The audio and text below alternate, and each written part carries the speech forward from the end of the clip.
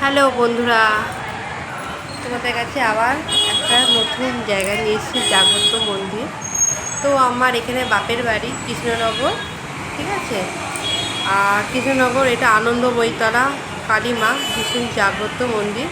তো দেখো তোমাদের সামনে নিয়ে চলে এসেছি। পুরো দালান, পুরো বাড়ি। মন্দিরটা ভীষণ রাজা কৃষ্ণচন্দ্র এরিয়া এটা, ঠিক আছে। আর এটা পুরো মন্দিরটা না ভীষণ জাগ্রত মন্দির মা, খুব বড় ধুমধাম করে পুজো হয়, কীর্তন হয়, সব কিছু হয়।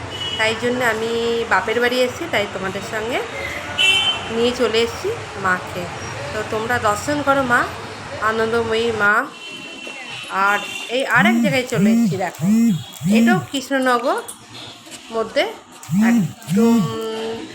এটা কোন জায়গাটা বলবো, চ্যালেঞ্জের মোড়।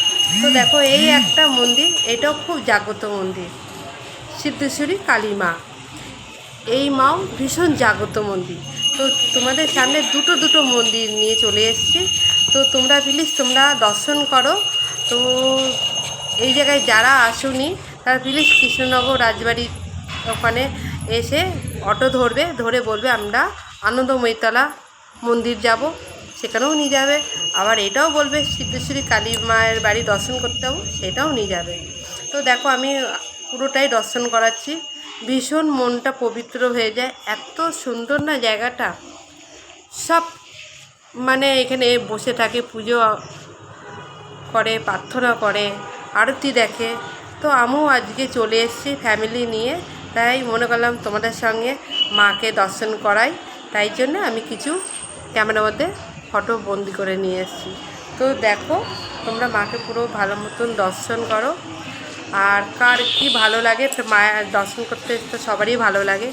তো দেখে নাও, এই যে এটা আমার বোন, ও মায়ের কাছে ভীষণ প্রার্থনা করছে, ও খুব অসুস্থ। তা ওই জন্যে ঘুরে ঘুরে ঠাকুরকে প্রার্থনা করছে। সবাইকে বলি ঠাকুরের কাছে একটু প্রার্থনা করো, আমার বোন তাড়াতাড়ি সুস্থ হয়ে যায় যেন। তাই জন্য আমি মন্দিরে গিয়েছিলাম সবাই মিলে। আমার হাজব্যান্ডও এই যে ঘুরে বেড়াচ্ছে সামনে, মন্দিরের সামনে যেন ঘুরে বেড়াচ্ছে। দেখো তোমরা দুটো জায়গা তোমাদেরকে দর্শন করে দিলাম। যদি কারোর ভালো লেগে থাকে প্লিজ একটা সাবস্ক্রাইব করে দিও, আর প্রচুর শেয়ার করে দিও, ঠিক আছে।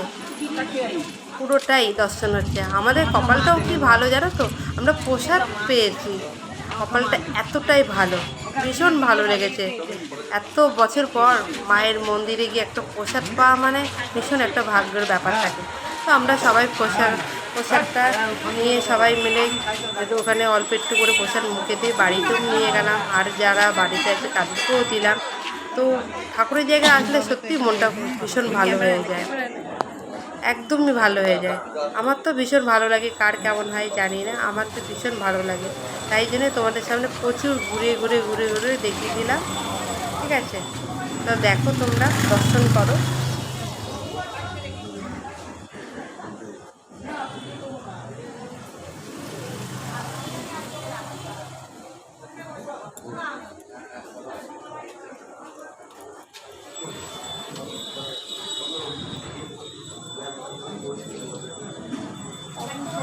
আমি মানে কি বলবো, কৃষ্ণনগরে গেছি, বাপের বাড়িতে যাই, অনেক বছর পরে গিয়ে দর্শনটা করলাম। ঠিক আছে, এই অবধি, ঠিক আছে।